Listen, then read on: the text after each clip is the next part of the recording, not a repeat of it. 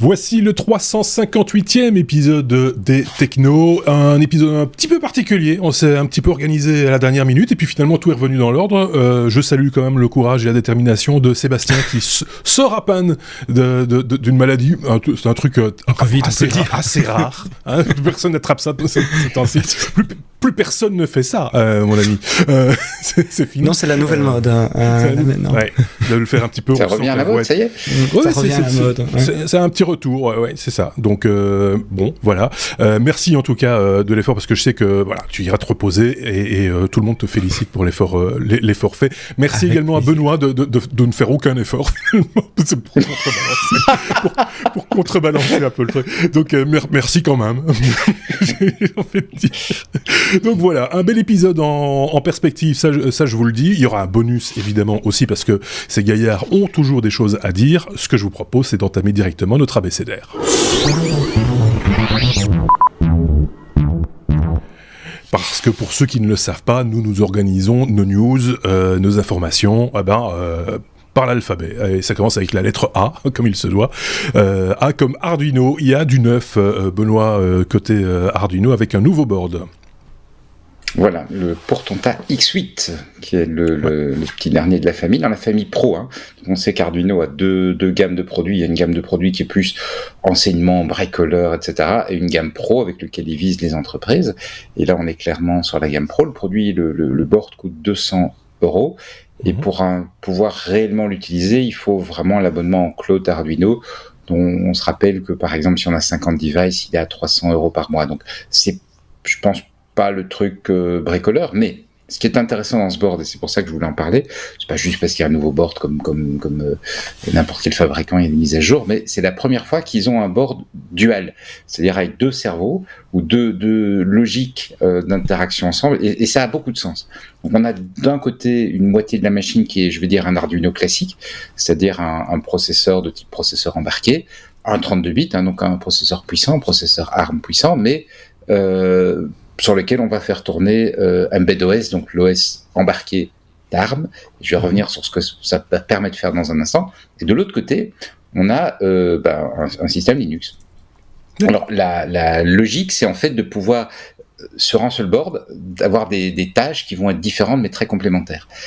Le système embarqué va être, par exemple, utilisé pour faire du temps réel, alors que sur le Linux, on va faire tourner des choses qui vont être peut-être plus consommatrices en ressources, clairement plus consommatrices en ressources, le proc est beaucoup plus fort, mais qui vont pas avoir besoin du temps réel. Donc un exemple, le contrôleur de ma CNC, qui est construit sur exactement le même principe, pas avec ce board-ci, puisque le board vient d'être annoncé, mais sur exactement le même principe, un petit board Arduino qui fait le contrôle temps réel des moteurs, parce que, et là c'est très important, c'est le côté temps réel, il faut qu'à chaque instant, il y ait quelque chose qui parle avec le moteur, parce que sinon le moteur il va s'arrêter, et donc tu es en train de couper, et on a tous eu ça, on est en train de travailler, puis brusquement la machine freeze, et pendant une seconde elle freeze. Bon, on se dit zut, c'est embêtant, mais là le moteur ce qu'il fait c'est qu'il coupe mal, et ta pièce elle est fichue, et donc on peut pas avoir ça, donc il faut un processeur qui va être disponible en permanence pour parler avec les moteurs et fonctionner en temps réel, et puis parce que ces processeurs sont justement en temps réel, ils savent pas en même temps gérer une interface utilisateur. À côté de ça, il y a un Raspberry Pi sur lequel il y a Linux et sur lequel tourne un petit site web qui permet de contrôler la machine, d'envoyer des fichiers, etc. Et qui, lui, n'est pas temps réel. Donc, si lui, il freeze un instant, c'est pas grave. Le proc temps réel ils ont une espèce de mémoire buffer entre les deux. Le proc temps réel va pouvoir bosser. Et donc, l'idée ici, c'est de vraiment pouvoir avoir un système qui a, au lieu d'avoir deux boards séparés, d'avoir faire la liaison soi-même, un truc qui fait la liaison complète. Toute la gestion depuis le cloud Arduino, donc on va pouvoir faire des mises à jour à distance à la fois de son Linux, des applications qu'on déploie sur le Linux et des applications qu'on déploie sur le processeur embarqué. Et le Linux est en fait une distribution spécifique qui est vraiment déjà à la base conçue un petit peu pour pas pour de l'embarqué, pour du edge computing, donc pour les services qu'on va être vraiment quand on ne veut pas faire tourner tout depuis un serveur central parce qu'on va avoir besoin éventuellement d'un accès local et on n'est pas certain qu'on aura de la connexion réseau en permanence. Et donc ce système, ça déploie un Linux et dessus on va pouvoir déployer à base de containers. Donc les containers, c'est ce qu'on fait pour faire du gros déploiement en masse. Et donc vraiment c'est cette logique de faire quelque chose qui est très géré et qui du coup va plutôt plaire aux entreprises en fait. Avec un modèle industriel. Avec un modèle industriel, je vais y arriver, je m'étouffe en même temps, derrière, où on va pouvoir faire des déploiements à large échelle. Là, on n'est plus dans de l'expérience, quoi. C'est pas expérimental, on est vraiment dans de la production. C'est l'idée, quoi. Alors je pense que c'est l'idée, soit comme ils le disent, on fait du prototypage, donc on achète son système Arduino pour faire du prototypage, et puis au moment du déploiement, on va refaire soi-même parce que si on a vraiment des gros volumes, donc on va refaire une carte spécialisée, on va acheter des processeurs spécialisés, et on va prendre la solution Linux qui est achetable sans la carte. Soit effectivement, si on a des volumes petits ou moyens, on va juste acheter une pelletée de petites cartes Arduino, comme aujourd'hui, on voit quand même plein de produits qui sortent avec à l'intérieur une carte Arduino, un Raspberry Pi, etc. Et donc c'est très cohérent, hein. Même des productions à 1000, 2000, 3000 exemplaires qui vont être sortis comme ça. Et ça se passe très bien, donc je trouve que l'idée est très cohérente avec l'annonce des produits pro qu'ils avaient fait il y a quelques temps.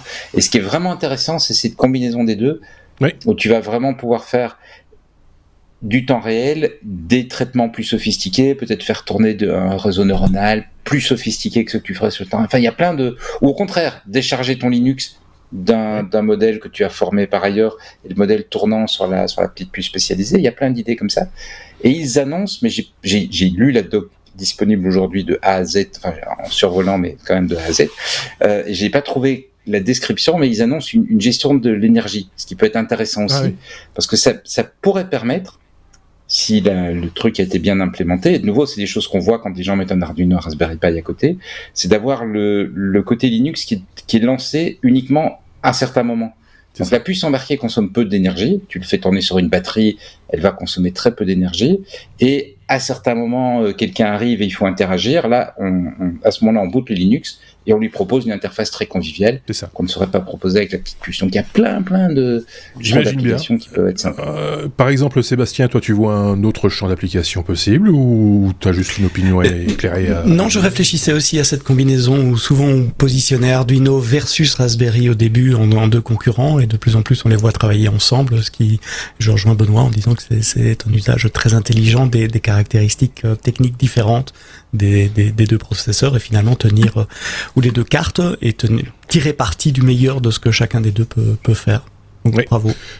Joli produit, à la lettre A comme Arduino, et si vous avez une opinion, si vous avez des idées d'usage de votre côté, éventuellement, n'hésitez pas à les partager avec nous via les commentaires, par exemple sur notre blog lestechno.be, ou en regard de la vidéo, puisque ce podcast est également disponible en vidéo sur YouTube.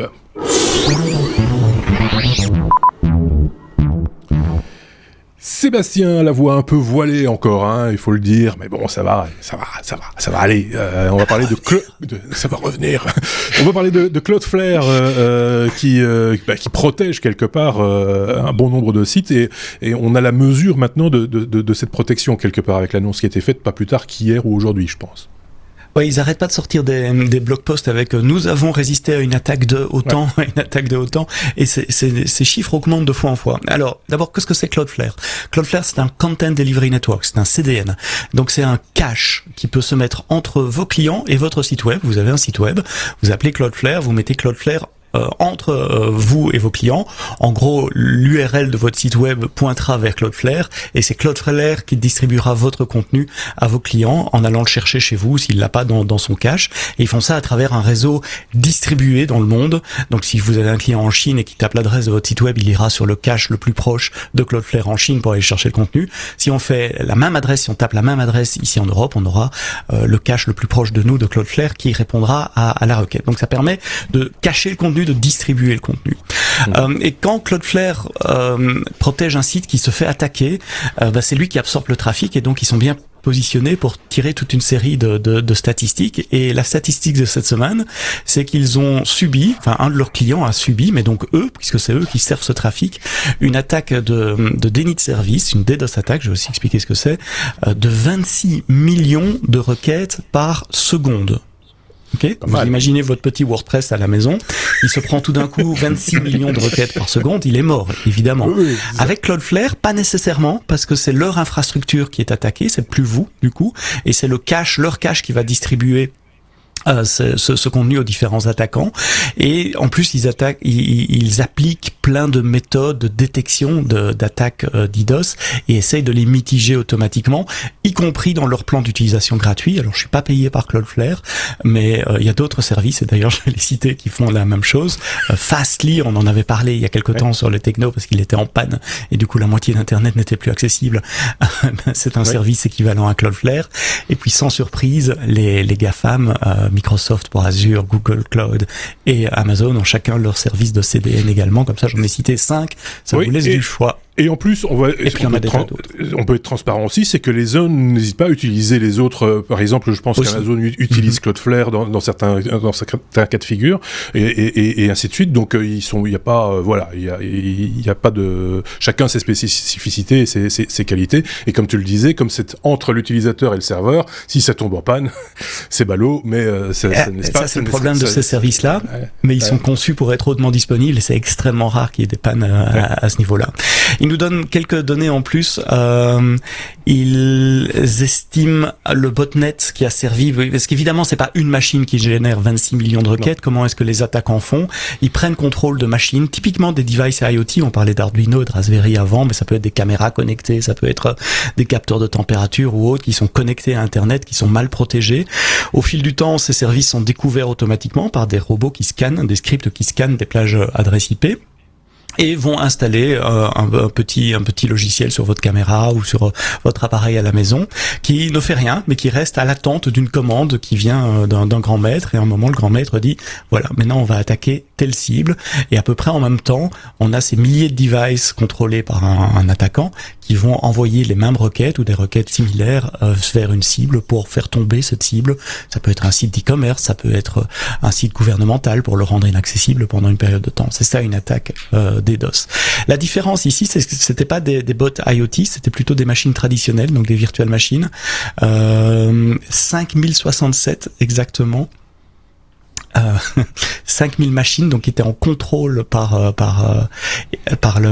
les attaquants, et très bien réparties avec des réseaux, donc des sources, des adresses IP sources qui viennent majoritairement, mais ça reste que 2% et demi, mais majoritairement du réseau OVH, le cloud provider en France, au-delà de 2% encore pour des réseaux de telco, donc des adresses IP qui viennent de telco, et puis plus loin dans la chaîne, on voit du 1% chez Google, chez Microsoft, chez Amazon de nouveau. Donc c'était vraiment une combinaison de machines distribuées de façon géographiquement dans plus de 121 pays et 1500 réseaux, groupes d'adresses IP différents, extrêmement distribué, puisque le plus gros c'était que 3% seulement du trafic généré. Il ne dévoile pas qui était la source, ni la source évidemment, puisqu'on ne sait pas, ce sont des machines distribuées, mais ni qui était la cible évidemment, pour des raisons de confidentialité qu'on comprend bien. Si vous avez un site web et que vous souhaitez que votre site web reste hautement disponible, regardez les solutions CDN. Tous ceux qu'on a cités ont des plans gratuits également. Vous savez, vous ne devez pas nécessairement mettre la main à la poche. D'ailleurs, l'attaque qui a été protégé par cette attaque-là était un client gratuit de Cloudflare. D'accord. Quand on parle j'allais dire du hit parade, des pays sources, on est d'accord que c'est pas les pays originaires de l'attaque, ce sont les pays où se trouvent les machines qui ont donc quand on dit que la majorité, enfin en tout cas plus de 15% sont en Indonésie, plus de 7,5-8% aux États-Unis, ce n'est pas ce sont des machines virtuelles qui ont été hackés et qui servent de relais à l'attaque, mais c'est pas la nationalité de l'attaquant. C'est une pauvre personne qui s'est fait hacker ses machines et qui, sans le savoir, contribue et paye probablement aussi, parce qu'il y a un coût pour ça. Tiens, à propos de payer, j'ai pas dit quelque chose. C'est une attaque HTTPS qui coûte beaucoup plus cher en termes de temps CPU à mettre en œuvre qu'une attaque HTTP, parce qu'il y a cette négociation de la clé de chiffrement à chaque fois. L'établissement d'un canal de communication chiffré coûte plus cher en temps CPU, en réseau, en latence, ce qui montre aussi que les attaquants montent en gamme dans la qualité de leurs attaques.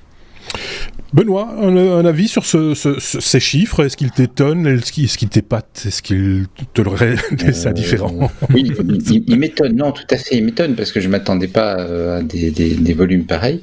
Et comme le dit Sébastien, on voit effectivement malheureusement une courbe qui progresse d'une manière qui est pas rassurante pour tous les, et ça représente aujourd'hui pour moi toutes les entreprises qui ont une présence sur le web. Plus en plus de machines. On parlait de l'IoT, il y a de plus en plus de machines à disposition également sur le web. Ça augmente évidemment les opportunités d'attaque. Et puis il y a peut-être aussi toute proportion gardée, autant de machines qui sont pas sécurisées ou pas suffisamment sécurisées justement. Donc ça rentre aussi en ligne de compte. Donc ça ne peut aller qu'en progressant si on ne fait rien en fait, si les utilisateurs et les fabricants ne sont pas conscients de cette problématique. Si je comprends. Exactement. C'est tout à fait ça. Silence radio. Non, mais c'est tout à fait ça. Si vous protégez votre machine, vous ne serez pas utilisé pour ce genre d'attaque. Maintenant, on ne sait pas toujours qu'on a des machines non protégées. Oui, c'est ça, parce que quand tu installes je sais pas moi, une prise connectée, une ampoule connectée, exactement. Etc., monsieur et madame tout le monde, et même le geek de base, entre guillemets, tu vas pas commencer à analyser les paquets qui rentrent et qui sortent pour dire, tiens, est-ce que c'est anormal, qui se sert de quoi, à quel moment. Je pense, je veux dire, il y a que vous. Anecdote. Voilà, anecdote. Comme je suis en train de rénover une maison, j'ai demandé à l'électricien d'installer 2 réseaux Ethernet dans chaque pièce. Un pour l'IoT, un pour les ordinateurs. Il comprenait pas. On lui avait jamais fait. Non. Oui, mais c'est ça. Ça a du sens. La logique que je veux appliquer, c'est de garder le réseau IoT séparé. Pour que s'il est compromis, ne pas automatiquement compromettre le réseau des ordinateurs et dans la mesure du possible ne le connecter quand c'est vraiment indispensable à Internet. Une des autres possibilités, pour ce qui est en tout cas lié au Wi-Fi, c'est d'avoir un petit routeur Wi-Fi dédié à l'IoT, ne serait-ce que si on vous change votre box Internet à la maison, de ne pas devoir tout reconfigurer. Ça peut être utile des fois, surtout qu'on perd les modes d'emploi, les codes QR, etc., pour appairer ces applications. Mais on s'égare, on s'éloigne, et on passe à la suite, parce que ce sujet était intéressant, mais il est trop long.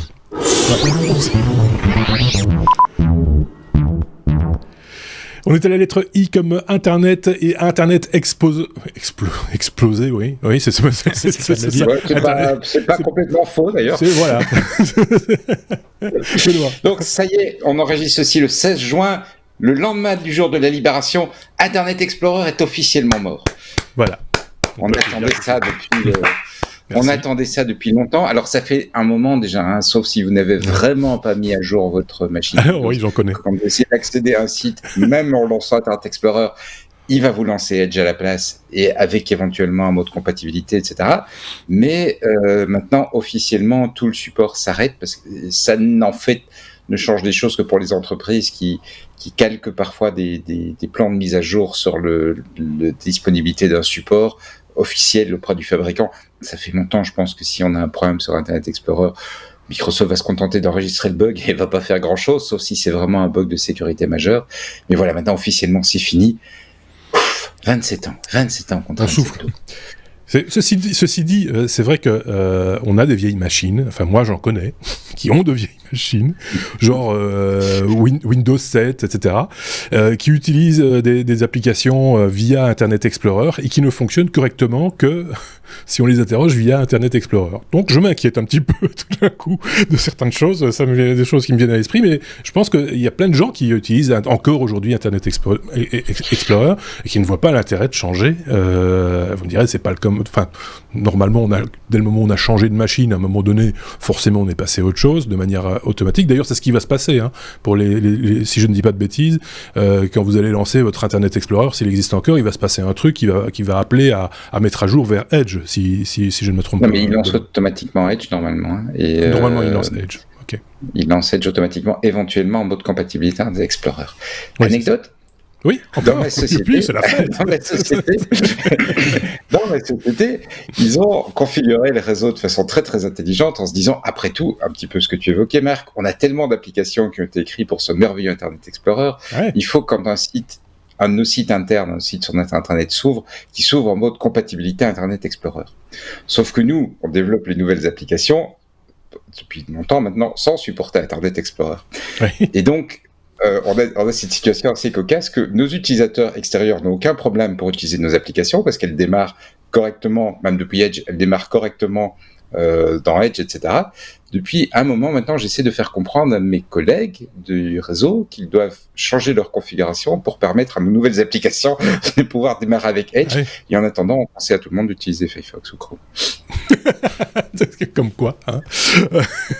Bon ben voilà, c'est la fin d'un certain monde. Je ne vais pas dire que je suis aussi ému que quand Netscape a disparu. Quand même, faut pas exagérer. Pas les mêmes raisons. On aimait bien Netscape. Oui, c'est ça. C'était pas les mêmes raisons et c'était voilà, l'émotion n'était pas forcément pas la même.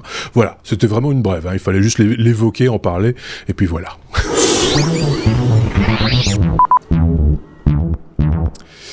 La lettre M comme métro, Sébastien, on part dans le métro et on le voit en 3 dimensions. Ça me fait penser furieusement à un truc dont on a parlé, c'est juste au niveau visuel, hein, dont on a parlé dans un bonus précédent il y a 1 ou 2 semaines avec Picaboo, si je dis pas de bêtises, où on voyait des montres, tout le système de la montre en 3 dimensions, on pouvait regarder à l'intérieur les pièces. Et ce que je trouvais fantastique, c'est qu'en plus, la montre, elle était à l'heure. En 3 dimensions et démontée. Ici, c'est pas une montre, c'est le métro qui prend cette configuration quelque part. C'est le métro, c'est un article de Numérama qui a attiré mon attention, je crois que c'était cette semaine, où il parle de ce site web qu'un Catalan a fait, où il donne les plans des stations de métro en 3 dimensions. Donc on voit les différents niveaux des lignes de métro, et je me rendais pas compte que certaines lignes de métro sont tellement en dessous ou au-dessus d'autres lignes, mais aussi des plans d'accès. Donc on voit les différents niveaux, les passerelles, les chemins d'accès, donc les escalators ou les escaliers qui descendent d'un niveau à l'autre et qui connectent d'une ligne à l'autre dans une station de métro. Un peu comme vous avez peut-être déjà vu ces images sur internet où on va remplir d'un métal liquide une fourmilière ou une termitière, et puis on démonte ça et ça fait une sculpture en 3D. Ben, c'est à peu près la même chose, sauf que là, c'est pas un objet physique, c'est un dessin que vous pouvez voir. Alors, le site web est en catalan, que ça ne vous rebute pas. Tout au début, sur la première page, il y a 2 menus drop-down que vous pouvez choisir, un pour la ville et un pour la station de métro. Alors l'article de Numérama est un peu chauvin, il dit les stations de métro de Paris, mais au fait quand on va sur le site web original, il y a bien plus que Paris. Il y a Amsterdam, il y a Anvers en Belgique, il y a Barcelone, Berlin, Bilbao, Boston, Bruxelles en Belgique, Budapest, Copenhague, Francfort, Glasgow, Hanovre, Lisbonne, Madrid, Rome, Prague, Paris, Rotterdam, Valenciennes, Varsovie et Vienne. Je les ai toutes faites comme ça. Et donc je me suis amusé sur quelques stations de métro que je connais, à Bruxelles d'abord, Arlois et des choses comme ça. Et puis j'étais à Paris, puisque j'ai habité longtemps à Paris. J'étais voir Châtelet-Les Halles, c'est assez impressionnant. Il est tellement grand le dessin d'ailleurs que on le voit en tout petit. C'est difficile à lire, faut vraiment zoomer beaucoup. Ou à Madrid, Nuevos Ministerios, qui est une grosse station de métro de Madrid. Et tous les schémas sont à peu près les mêmes. On retrouve donc les différentes lignes de métro, les chemins d'accès, etc. Donc voilà, ça va pas changer le monde, mais si vous, comme Benoît et moi, vous êtes des utilisateurs de transport public, vous allez avoir un œil différent sur les stations de métro auxquelles vous passez, dans lesquelles vous passez peut-être tous les jours. Mais ce sympathique Catalan avait-il une idée derrière la tête? C'est un travail de titan, hein. C'est énorme. Ouais. C'est quoi? C'est sa marotte? Il a que ça à faire de ses journées ou? Alors je comprends pas le catalan, donc j'avoue que j'ai pas pu le lire. Ah.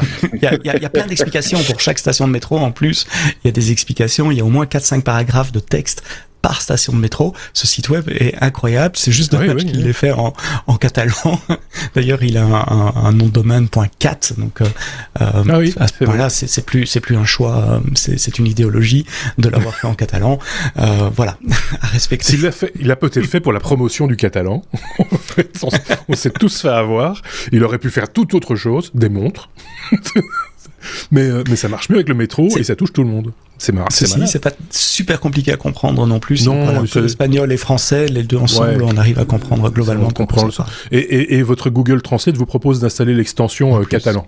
Donc c'est un joli travail. Je sais pas si tu as vu, Benoît, qui est un travail graphique en même temps, assez intéressant. C'est parce qu'il s'est fait une charte graphique assez pointue, qu'il respecte de métro en métro. Donc c'est pas du griffonnage sur le coin d'une table. On sent qu'il y a de la réflexion derrière, quoi. Benoît. Non, j'avais vu et effectivement, j'étais absolument impressionné par la complexité. Alors, j'avais pas vu le site derrière, j'avais vu des extraits de quelques stations qui étaient présentées. Je mesurais pas l'ampleur du travail, mais j'étais effectivement impressionné par certaines stations qui sont d'une d'une richesse, d'une complexité. Oui, après la construction même d'une station de métro, voilà. On s'imagine pas toujours les imbrications. Voilà. Bon, on se dit juste, tiens, je ne suis pas encore passé par ici, mais après on reprend.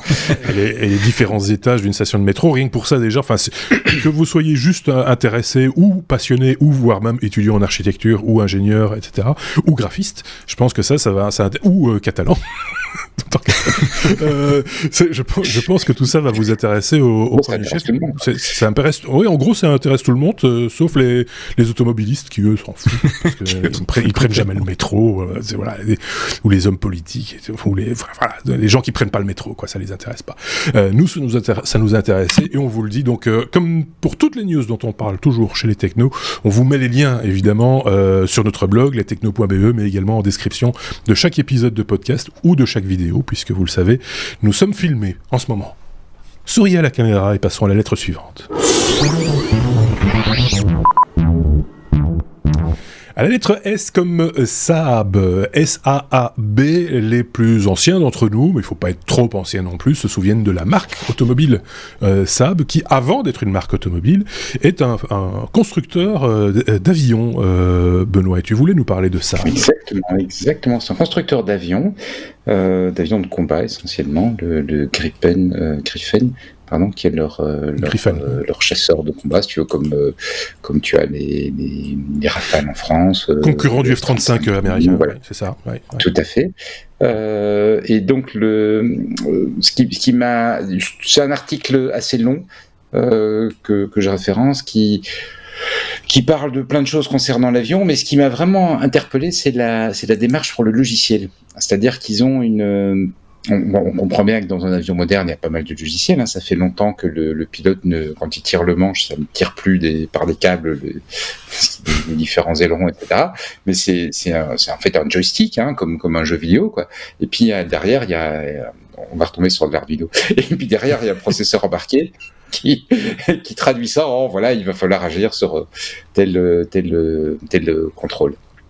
Et donc on imagine bien qu'il y a pas mal de logiciels, et on imagine bien aussi que ce logiciel, pour des raisons de sécurité, parce que il y a la vie du pilote qui est impactée. Si c'est un avion, ici des avions de chasse, il y a personne derrière, mais si c'est un avion de ligne, il y a en plus tous les passagers. Et puis que si malheureusement il y avait un accident, il peut également faire des dégâts en tombant. Donc ces logiciels sont quand même soumis à pas mal de réglementations, pas mal de contraintes, et ça veut dire que généralement la manière dont on va faire des mises à jour de ces logiciels, c'est pas comme nos mises à jour de OS où il y a une nouvelle version qui sort régulièrement. C'est des logiciels qui sont quand même beaucoup plus testés et avec des mises à jour plus lentes. Sauf que Saab, en fait, a fait visiblement un travail absolument remarquable pour pouvoir sortir du logiciel très vite et faire très vite des mises à jour du logiciel de l'avion. Et pour ça, ils l'expliquent dans l'article, diviser leur logiciel en plusieurs morceaux, en disant voilà, il y a des morceaux qui concernent vraiment l'avionique, les aspects vraiment de sécurité de l'avion, faire en sorte qu'il reste en vol, qu'il tombe pas, et à l'inverse, on a des choses qui concernent vraiment de l'interface utilisateur, parce qu'en plus, sur un avion moderne, il y a à côté de l'avionique, il y a aussi tout comme tout l'écran qui va reprendre le radar, qui va reprendre pas mal d'informations. Et sur un avion de chasse moderne, il y a également tout le système de combat. Par exemple, de plus en plus souvent, les avions peuvent être accompagnés de drones, et l'avion quelque part va piloter les drones, donner une espèce dessin, donner des instructions en disant voilà, maintenant on va là-bas, on va là-bas. Et donc ils ont comme ça divisé leur logiciel en plusieurs morceaux, et ils arrivent à faire un truc qui est assez remarquable, sachant qu'ils prétendent respecter néanmoins toutes les règles de sécurité, faire un changement logiciel le matin qu'ils envoient sur l'avion et qui volent l'après-midi. Donc avoir vraiment un cycle de release de logiciel qui est aussi court que du cycle de release de logiciel pour des apps sur de téléphone. C'est quand même impressionnant parce que même, allez, je vais vous donner un simple exemple, mais je pense que tout le monde ferait la même chose à ma place. Juste avant de commencer cet enregistrement, j'avais la possibilité de faire la mise à jour du soft qui nous permet d'enregistrer la vidéo, VMix. Je ne fais jamais de mise à jour juste avant un enregistrement. Jamais. Je laisse ça pour après, pour avoir soit de la possibilité de faire un rollback, soit de régler le problème, si jamais problème il y a. Et en tout cas, de pouvoir à minima démarrer à l'heure l'enregistrement qui est prévu. J'imagine mal le Tom Cruise local dire à son chef, j'ai pas pu décoller, chef, j'étais en train de faire une mise à jour, je rebootais mon avion. c'est quand même, c'est voilà, c'est quand même une logique de maintenance. Hein. C'est quand même les techniciens au sol qui le font dans une logique de maintenance en faisant la maintenance normale de l'appareil, mais la vitesse de livraison qui est équivalent à un site web est quand même, je trouve, il y a quelque chose qui amuse Sébastien, mais j'ai pas compris ça. Oui, parce que j'imagine la personne en pleine phase d'action au cockpit et puis le message qui apparaît sur la verrière au-dessus. Une mise à jour disponible, voulez-vous appliquer maintenant, oui, non. Voilà, c'était cette scène-là qui me faisait. Oui, pour dire comme t'as qu'un joystick pour dire oui ou non, soit tu tires une rafale, soit tu lâches une bombe. C'est ça, c'est un peu ça l'idée. Anecdote non, mais il y avait un autre truc intéressant dans leur logiciel, dans la logique logicielle, c'est que, et là je l'ai appris, les fabricants d'avions, on sait qu'ils fabriquent également des simulateurs. Parce que ça coûte trop cher de faire voler le pilote chaque fois qu'il faut l'entraîner. Et puis c'est dangereux quand il ne sait pas piloter l'avion. Il y a une phase où il vaut mieux qu'il soit au sol.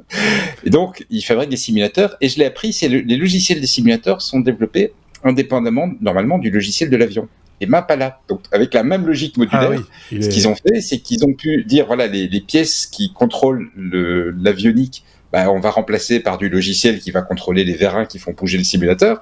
Mais par contre, les parties plus, j'ai envie de dire hautes ou plus proches de l'utilisateur du logiciel, là, on va garder les mêmes. Et donc, là également, réduction des coûts pour leur développement. Voilà, j'ai trouvé ça vraiment intéressant de voir ces techniques que j'aurais cru a priori réservées au web, effectivement, aux apps, etc., appliquées dans ce type de secteur. Moi, je suis impressionné par leur chaîne de qualité, les processus de test qu'ils mettent en œuvre, parce qu'on ne déploie pas du code comme ça sans vérifier, et a fortiori dans ce genre de domaine où c'est pas de l'IoT, ici c'est vraiment du contrôle embarqué en temps réel et la vie de gens en dépend. Donc je me demande comment est-ce qu'ils mettent en place des chaînes de contrôle de qualité pour s'assurer que le déploiement ne sera que si le changement passe tous les tests de qualité qu'ils ont prévus, et visiblement ils sont très confiants sur leur système de test. Il faut l'être dans l'aéronautique, et en particulier dans l'aéronautique militaire. J'imagine que, tout ça est certainement bien encadré. J'ai une anecdote. Saab, qui fabriquait donc des voitures. On se rappelle tous ces vilaines voitures, les séries 900. J'ai détesté cette voiture. Elle ressemble à un sabot. Tout le monde n'est pas d'accord avec moi. Très très robuste, de très bonne qualité, excellente tenue de route. Les 9000 aussi d'ailleurs. Et à l'image de ce qu'on fait dans l'aviation, c'est-à-dire quand on fait des présentations d'avions, on a des escadrilles qui font des pirouettes au-dessus des terrains d'aviation, etc. Ils avaient fait exactement la même chose, le même principe, mais avec des voitures. Et moi, je me rappelle avoir vu ce qu'on appelait le show Saab. C'est-à-dire, c'était des pilotes de précision, mais qui passaient, mais c'était au millimètre près, à grande vitesse sur le circuit de Spa-Francorchamps. Ils faisaient des démonstrations de leur voiture en faisant des tours, un peu comme des avions, d'une présentation aérienne. Ça sert strictement à rien. Ça pue la gomme, parce que forcément, ça fait des freinages, machin, etc. Mais c'était quand même impressionnant de dextérité de la part des types qui étaient au volant. Ils avaient vraiment confiance dans la mécanique et dans leur réflexe aussi. Rien que ça, c'était impressionnant. Mais pour dire, ils prenaient une logique qui est quelque part la logique du monde de l'aviation, qu'ils avaient retranscrit dans le monde de l'automobile. Et je pense que dans les voitures, ils n'avaient pas retranscrit que ça aussi, parce qu'effectivement, il y avait une forme de fiabilité dans ces voitures qui malheureusement se perd de plus en plus. Voilà, ça c'était pour l'anecdote. On ferme la parenthèse. On a tout dit sur Saab ? Seb, je voulais le faire au moins une fois. Ok, c'est bon.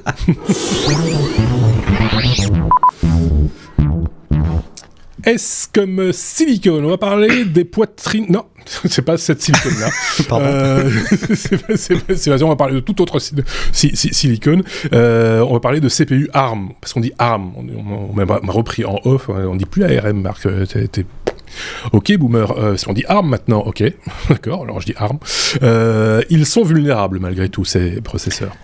La presse a fait ses choux gras cette semaine d'une faille de sécurité. Je m'étais promis de pas trop parler de faille de sécurité dans les technos, mais c'est là je voulais monter à la défense d'Apple, tiens, pour une fois, parce que dans la presse cette semaine on voyait les Apple Silicon M1 sont vulnérables et sont impatchables parce que c'est une faille hardware, donc elle ne peut pas être corrigée par du logiciel. Et c'est vrai, mais il faut quand même relativiser un peu. C'est une faille qui concerne l'architecture ARM, pardon. Moi aussi, je suis boomer. Donc l'architecture ARM et qui concerne pas que Apple. A priori, d'autres pourraient être impliqués aussi, bien que le rapport ici soit spécifique pour Apple. Ce sont des chercheurs du MIT qui ont découvert cette faille. C'est une faille qui permet de faire exécuter du code qui devrait pas être exécuté. C'est toujours comme ça que ça commence, hein, les bugs. En général, on a une application qui volontairement ou non va écrire au-delà des zones de mémoire qui lui sont autorisées, et d'une façon ou d'une autre, l'attaquant va forcer le CPU à commencer à exécuter le code à cet endroit-là plutôt que simplement lire de la mémoire en pensant que c'est une variable.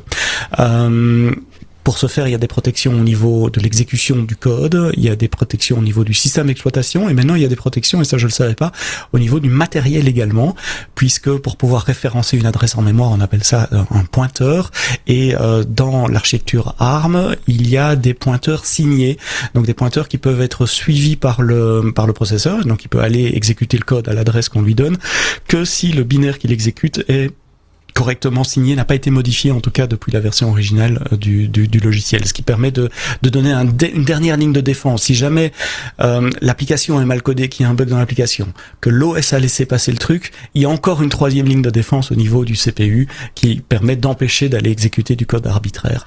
Eh bien, c'est cette protection CPU que des chercheurs ont arrivé à faire sauter sous certaines conditions en utilisant beaucoup de manipulations manuelles et en ayant un accès physique à la machine. Donc il faut que quelqu'un puisse se connecter à la machine, fasse générer des tas de séquences au CPU pour pouvoir dire celle-là est bonne, celle-là est pas bonne, et puis forcer à aller taper dans celles qui sont pas bonnes.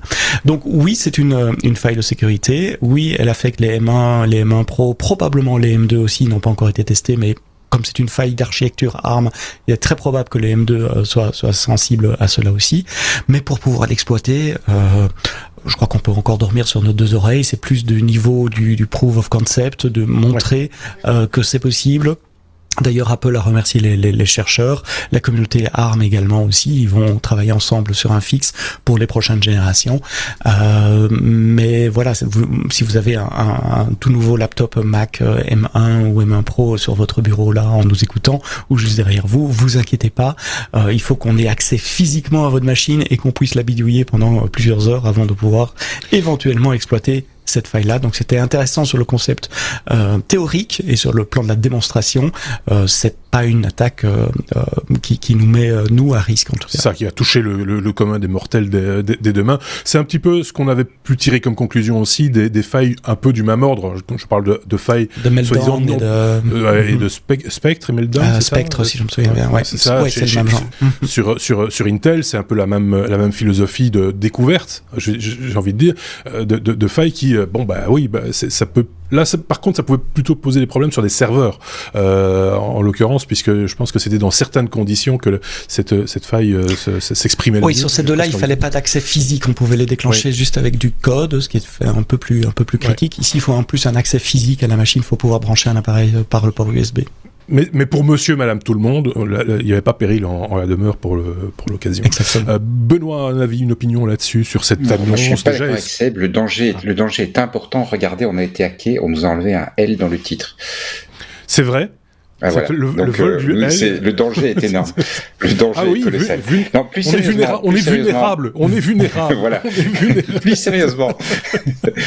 Plus sérieusement, je suis d'accord avec Seb sur le fait que effectivement le risque pour Monsieur Tout le Monde est nul, mais je pense que ce genre de travaux a son sens, parce que c'est comme ça qu'on va aussi améliorer l'architecture. Faut pas perdre de vue, il faut pas non plus se moquer du travail du chercheur qui découvre une faille et puis on va la corriger et puis le système sera encore un peu plus. Ce travail n'est pas inutile. Ce travail n'est pas du tout inutile, parce que pour le coup ils auraient pu découvrir une faille qui était peut-être beaucoup plus facile à exploiter qu'on l'imagine, mais c'est c'est finalement en cherchant le pire que à un moment donné voilà. Non, c'est intéressant, et en plus de ça je pense que c'est un travail pour une université comme le MIT, c'est tout à fait intéressant comme cas d'école aussi dans leur spécificité. Mon intention c'était de me moquer de la presse et des titres qu'on a lus cette semaine dans la presse. C'est pour ça que j'ai interrogé aussi un peu Benoît là-dessus, parce qu'évidemment il y avait une pomme sur l'emballage et donc du coup ça prend des dimensions effectivement. Oui, on voit qu'il y a un côté Apple bashing, comme l'a dit très bien Seb. Comme il y a eu un Intel bashing, pour être de bon compte, aussi au moment de Spectre et Meldon, il y avait évidemment aussi des gens qui étaient prêts à hurler en disant « Regardez, c'est la fin d'Intel ». Je me rappelle bien de cet épisode-là, donc voilà. Donc, moi, je vous conseille un truc, c'est que quand vous avez un doute, vous écoutez les technos.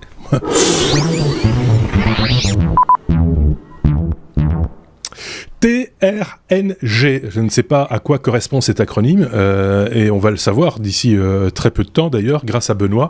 Il y a de l'aléatoire, il y a de la banane aussi dans cette histoire. Voilà. Je sais comment titrer cet épisode. Du coup, ça va être très très vendeur. L'épisode qui a la banane. L'épisode qui a la banane, et, mais aléatoirement. En fait, ça aurait pu s'appeler BRNG, donc le Banana Random Number Generator. Et je sais pas si vous avez vu, il y a un nouveau film du Mignon qui va sortir, donc ça va parler de banana partout. Donc oui, ça m'a, ça. voilà, ça m'a paru d'actualité quelque part.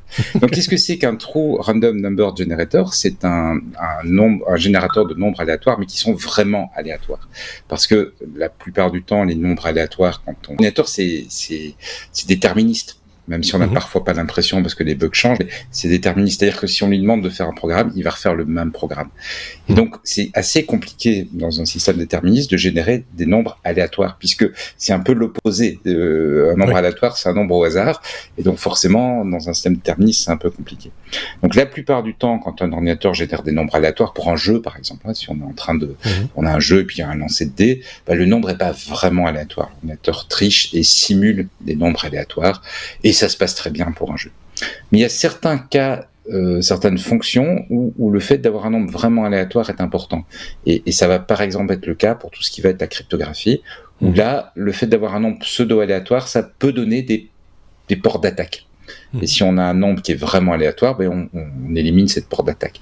Et donc sur des systèmes vraiment sécurisés, on met à côté du processeur ce qu'on appelle un True Random Number Generator, c'est-à-dire un générateur de nombres vraiment aléatoires. C'est une petite puce qui génère des nombres complètement aléatoires. Et comment elle fait pour générer des nombres aléatoires ? Elle ne s'appuie pas sur un système déterministe. Ce qu'elle fait, c'est qu'elle mesure un élément de son environnement. Donc elle va mesurer quelque chose dans l'environnement qui va varier de façon aléatoire, et elle va fort amplifier ce signal qui varie de façon aléatoire, et ça lui donne des chiffres aléatoires. Et donc il y a un étudiant milanais en électronique qui s'est dit, mais en final, pourquoi est-ce qu'on ne générerait pas des nombres aléatoires avec des bananes ? Parce qu'après tout, les bananes, avec du sucre et du citron, c'est très bon. Je le cite. Et donc, il a construit... Et donc aussi pour les nombres aléatoires. Voilà. Et donc, il a construit... c'est évidemment un travail d'étudiant pour un petit peu ludique, un petit peu rigolo, et en même temps, pour faire quelque part montrer qu'il a compris certaines choses, qu'il a appris des choses, il a construit un système qui génère des nombres aléatoires en mesurant la disparition de la radioactivité dans la banane, parce que dans les bananes il y a du potassium, et le potassium est un élément qui est assez radioactif. C'est pas dangereux, c'est pas dangereux pour la santé. On peut continuer à manger des bananes, il n'y a pas de problème. On fait pas de bombes avec des bananes. C'est pas sur des doses qui sont dangereuses, mais avec un capteur très précis, on peut mesurer ça, et c'est quelque chose qui va être aléatoire. Et donc, comme ça va être aléatoire, ça permet de générer des nombres réellement aléatoires, CQFD. Voilà, le truc m'a beaucoup fait rire, et je me suis dit, tiens, c'est les technos, il faut que j'en parle. Oui, bien sûr, mais on aurait pu... Alors là, c'est la banane, ça aurait pu être n'importe quoi d'autre. J'avais lu quelque part, il y a déjà quelque temps, que, par exemple, pour des raisons militaires, le nombre aléatoire était généré sur base de la modification du champ magnétique terrestre à un point donné. Le point donné étant même secret. Donc, ça élimine encore plus de possibilités de le découvrir. Et donc, là aussi, ça reste aléatoire, et moi voilà, on aurait pu, je sais pas moi, une idée, Sébastien, toi t'aurais mis quoi d'autre à place d'une banane, à place du concept de la banane, qu'est-ce qu'on aurait pu utiliser comme générateur de je crois que j'en ai parlé dans les technos il y a pas longtemps non plus. Je reviens à Cloudflare dont je parlais en début d'épisode. Ils ont ces tubes, vous savez, où il y a des espèces de bulles de liquide à différentes densités, de couleurs différentes, qui montent et qui descendent comme des trucs de décoration qu'on peut avoir dans son living. Vous voyez peut-être de quoi je veux parler. Oui, les trucs d'huile. Oui, c'est ça. Bleu ou orange, rouge, fluo. Ils en ont des dizaines comme ça et ils utilisent les mouvements de ces différentes bulles et la synchronisation ou l'absence de synchronisation de ces différentes bulles notamment pour collecter ce qu'on appelle une source d'entropie, puisque Benoît n'a pas dit le nom, qui est le mot savant pour dire une source de données aléatoire. Je trouvais ça un usage amusant aussi de cet élément décoration. Moi, ce que je trouve surtout amusant, c'est que dans ce monde de technologie exacerbée, c'est finalement la nature qui nous donne le meilleur. Finalement, vive les bananes. Mais c'est ça qui est bien. C'est un retour aux choses essentielles de la vie, quoi. Voilà. On a fait le tour de la banane ou du sujet. Je pense bon. On a la banane. On est à la banane. Voilà.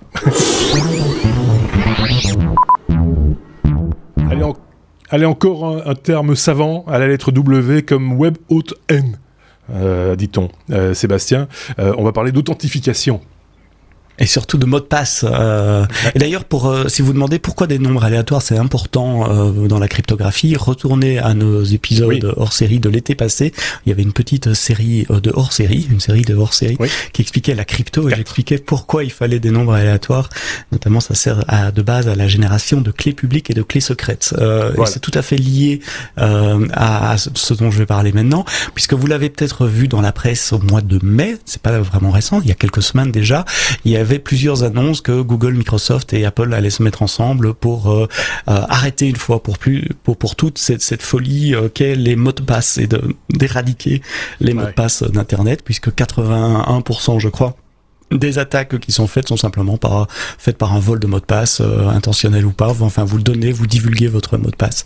Donc, comment est-ce qu'on s'authentifie sans mot de passe? Il y a des protocoles qui existent pour ça depuis assez longtemps.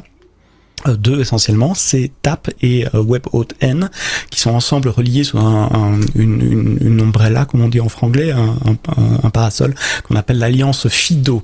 Alors, pourquoi je vous en parle aujourd'hui? Parce que c'était une des annonces de Worldwide Developer Conference d'Apple la semaine passée. Je sais que dans les technos la semaine passée, vous n'avez pas parlé de WWDC et je voulais pas parler des annonces mainstream qu'on a pu voir partout ailleurs, mais celle-là, elle a attiré mon attention. C'est qu'Apple livre cette promesse de s'attaquer au mot de passe et dans la prochaine version d'iOS et de macOS, il y aura un système beaucoup plus simple. Ils existent déjà, ils sont déjà là aujourd'hui, mais ils seront beaucoup plus simples à utiliser pour éviter les mots de passe. Alors comment est-ce qu'on évite les mots de passe en allant sur un site web? Quand on s'inscrit, on rentre son nom, son prénom, son adresse email, mais au lieu de rentrer un mot de passe, notre navigateur génère une paire de clés privées, clés publiques, et garde la clé privée également, évidemment, chez elle, mais envoie la clé publique qui nous authentifie d'une certaine façon au site web, et le site web conserve avec notre profil, notre clé publique qu'on lui a envoyée au moment où on s'est inscrit. Plus tard, je reviens sur le site web et je dois pas rentrer un mot de passe. Le mot de passe va dire on va lancer la procédure d'authentification. Le serveur va, j'ai dit le mot de passe, le serveur va lancer la procédure d'authentification. Il va générer un nombre aléatoire. Hop. Relien avec ce que Benoît disait juste avant. Il va nous envoyer ce nombre aléatoire qui est un challenge. Je vais prendre ma clé privée qui est que chez moi, je vais signer ce nombre aléatoire avec ma clé privée et je vais l'envoyer au serveur. Le serveur ayant ma clé publique, il va pouvoir vérifier que c'est bien moi qui ai signé et donc je serai ainsi authentifié. Je dois plus rentrer de mot de passe. C'est fini les one password, les autres, etc. Je dois juste garder une collection sécurisée quelque part de clés privées. Et c'est ça le souci, c'est ça que Google, Apple et Microsoft se décident à attaquer, c'est que chacun a déjà un système plus ou moins sécurisé pour stocker, enfin non bien sécurisé pour stocker des mots de passe. Sur Apple, ça s'appelle la keychain. Et l'idée, c'est d'intégrer l'accès facile à la keychain avec de la biométrie. Mais vous allez me dire, ça existe déjà aujourd'hui. C'est Touch ID ou Face ID qui permet de déverrouiller mes keychains et d'intégrer tout ça correctement au navigateur de manière à ce que les procédures d'authentification standard, lorsqu'elles sont proposées par les serveurs, soient automatiquement lancées par Safari, par Chrome, par Edge dont on parlait avant. Donc ce sont pas des nouveaux protocoles, c'est une question d'adoption. Il y a maintenant une volonté forte d'Apple, de Google et de Microsoft de terminer les mots de passe, de rendre leurs produits parfaitement compatibles avec ces protocoles WebAuthn et CTAP. Donc CTAP, c'est le protocole qui permet de communiquer avec une clé USB, parce que parfois cette clé privée, elle peut être sur un device externe également. Vous savez, ces petites clés comme les YubiKey qu'on peut mettre dans un port USB, on appuie sur la touche YubiKey. Donc Setup, c'est ce qui permet entre le navigateur et la clé de communiquer, et WebAuthn, c'est ce qui permet entre le navigateur et le serveur de communiquer et de faire l'authentification sans mot de passe. Dernier requirement, et il fallait que les trois s'associent également pour le faire, c'est la portabilité. Si je change d'une machine, a priori, je perds toutes mes clés privées. Donc c'est important que ces clés soient interchangeables, que je puisse les récupérer d'un Mac à Windows ou à un browser Google Chrome dans l'écosystème Google. Comment ça va se passer? Je ne sais pas encore. Apple vient de délivrer sur leur promesse qui avait été faite au mois de mai avec une amélioration à un système qui s'appelle Keychain, qui s'appelle maintenant Passkey, qui sera ce système de wallet, de portefeuille en quelque sorte, où vous allez pouvoir stocker vos clés privées. Enfin, c'est même pas vous qui allez le faire. Vous en tant qu'utilisateur, vous en rendrez même pas compte, mais vos clés privées seront stockées là, seront partageables entre vos différents appareils. Apple en tout cas dans un premier temps, et puis j'espère Microsoft et Google dans un second temps. Des questions, monsieur? Est-ce que j'ai été clair? Moi, je pense que le problème avec Sébastien, c'est qu'il est très didactique, il est super clair, et qu'après, voilà, c'est fait. On a juste envie de dire amen. Sauf si Benoît a une question ou une réflexion à apporter. Je pense que la portabilité va vraiment être importante parce que a priori, un des gros avantages des mots de passe, c'est qu'en fait, quand tu dois, pour une raison XY, utiliser une machine publique, ou tu dois utiliser une machine qui n'est pas ta machine ordinaire, c'est très facile. Moi, j'utilise effectivement la solution d'Apple, donc j'ai tous les mots de passe sur mon... Enfin, c'est synchronisé via iCloud entre mes différentes machines, y compris mon téléphone. Et si je me dis, tiens, pour une raison XYZ, je vais me connecter depuis un terminal public, je peux facilement voir le mot de passe et le ressaisir. Les mots de passe sont longs, puisque moi je prends les mots de passe générés, mais enfin, ça se ressaisit et on s'en sort. Par contre, là, il va falloir trouver et c'est pas un cas d'usage si rare que ça, si on voyage un peu, en entreprise, quand on veut accéder à un compte perso depuis sa machine, parce que tiens, je veux vérifier si tel vendeur a expédié, etc. Donc, il va vraiment falloir que ces cas d'usage soient bien gérés aussi pour que ça puisse fonctionner. Mais c'est vrai que voilà, pour ça, il faut, comme tu le disais, c'est que les trois collaborent. Oui, et puis souvent, souvent il y a moyen de tourner autour de ça par l'envoi de liens sécurisés, des Magic Links, comme on appelle ça. Je crois que c'est Spotify qui fait ça. Il y a Slack fait Notion ça aussi. fait ça. Donc tu te donnes ton adresse email, tu dis j'ai pas mon password, il t'envoie un lien sécurisé à usage unique et tu cliques, à condition qu'évidemment que personne ne contrôle ta messagerie. Ça reste encore un moyen relativement facile, occasionnel pour un login occasionnel d'une machine. C'est plutôt. Ça veut dire que tu peux encore te loguer à ta messagerie. Oui, c'est ça. Depuis la machine où tu essayes de... et sur la machine sur laquelle tu vas te...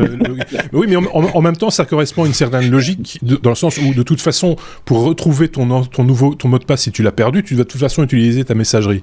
Donc, c'est une double authentification dont on ne garde qu'une partie de la double authentification. On ferait juste l'authentification. Je dis juste que voilà... Il y a une question de cas d'usage global qui va être intéressante. Mais je trouve cette solution-là... Qu'est-ce qui se passe quand t'es chez les parents ou chez tes enfants et tu veux utiliser leur machine temporairement, rapidement pour vérifier quelque chose? Fais pas ça, parce que la batterie de ton téléphone est morte à ce moment-là. Non, mais il faut pas. On va arriver à ce que nos machines, c'est comme les brosses à dents. Oui, c'est ça, ça se prête pas, c'est comme ça, c'est la mienne, et voilà. Voilà, on voit qu'en tout cas, il y a des volontés de trouver des solutions à ce niveau-là, et c'est peut-être pas plus mal pour les usagers que nous sommes, affaire à suivre, comme on dit dans ces cas-là, et comme toujours, si vous voulez vous documenter, aller plus loin, n'hésitez pas à aller jeter un petit coup d'œil sur notre site, lestechno.be, vous retrouverez toutes les sources des informations dont on parle dans chaque épisode, c'est le cas également dans la description de ce podcast ou sur YouTube.